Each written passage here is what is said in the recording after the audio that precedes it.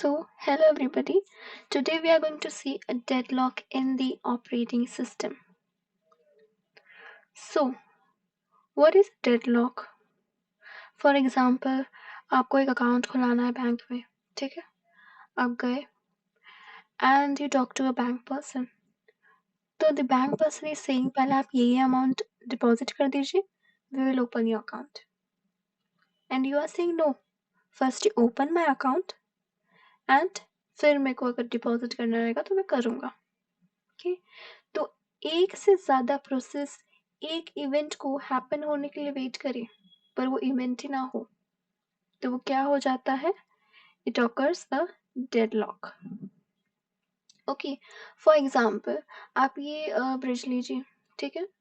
Just consider this bridge and the car in this. Let them be a resource. Okay and this resource अब ये दोनों के हिसाब से, ठीक है? एग्जाम्पल ऑफ इंडिया, ये मोस्टली इंडिया में होता है. ओके सो अगर इसमें से एक को भी एक पीछे जाएगा then only one can process its. But नहीं, दोनों के दोनों क्या है, यहीं पर रुके. They are saying no, you go first, go back. And this is saying no, first you go back.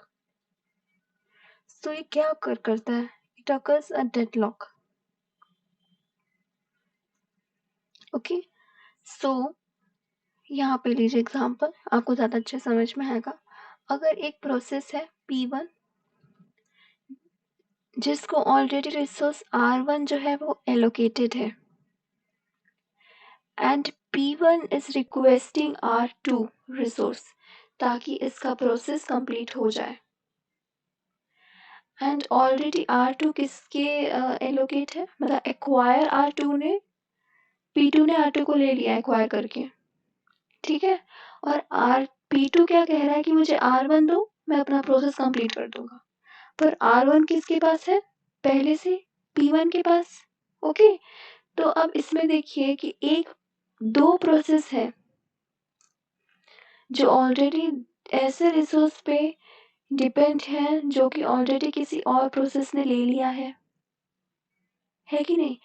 अभी जब P2 को R1 मिलेगा तो वो प्रोसेस अपना कंप्लीट करेगा. ओके एंड जब P1 को R2 मिलेगा तो वो अपना प्रोसेस क्या करेगा? कंप्लीट करेगा. बट दोनों किसी ना किसी को पहले से एलोकेटेड है, लाइक एक्वायर्ड है ऑलरेडी किसी और प्रोसेस से. तो ये क्या होगा? डेडलॉक.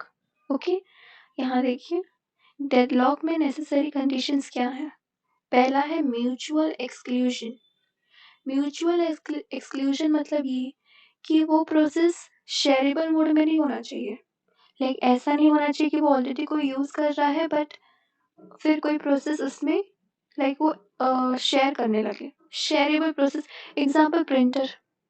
अगर ऑलरेडी प्रिंटर एक प्रोसेस को प्रिंट कर रहा है एंड दूसरा भी डेटा आ जाए उसके अंदर प्रिंट होने के लिए, तो प्रिंटर ऐसा तो है नहीं कि जो पहले वाले उसका है, पहला वाला जो उसका जो वो प्रिंट कर रहा था जो डेटा, ऐसा तो है नहीं कि वो उसको रोक देगा, स्टॉप कर देगा. ऐसा वो करेगा नहीं, isn't it? तो पहले वो अपना एक प्रोसेस कंप्लीट करेगा then it will go for the next process. अभी hold and wait. Hold and wait मतलब कि ऑलरेडी एक process hold a resource while waiting for the another resource.